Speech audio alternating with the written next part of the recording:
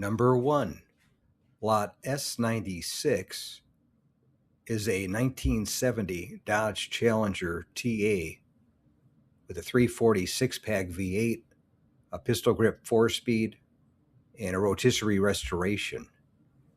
And it bid to $90,000, but did not sell on Saturday, June 6th. And I'll read from the highlights off the Mecum website. Odometer reads 211 miles after the restoration, I'm sure. And the exterior color is Hemi orange, interior color black,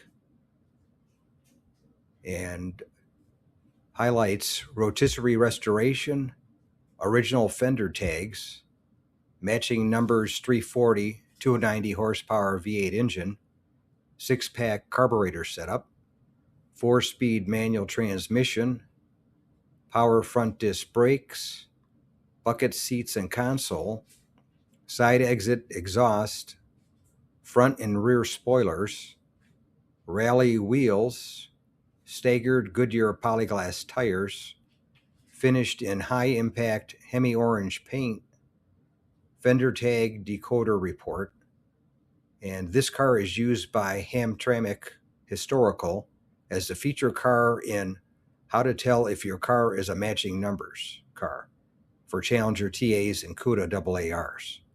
So that gives you an idea how nice the car is. There's also the poster board there that I show, and that has all the option codes and everything else. Talks about the car, and it was definitely a nice one. I guess it just didn't bring us enough for the seller, so he didn't sell it. Thanks again for watching. I appreciate it. And by the way, here's a couple of videos of the 700 plus videos that I have on my channel, Car Finder. This will take you over to my page, and you can take a look at any of the videos that are there that look good to you. But thanks again for watching, and we'll see you on the next one.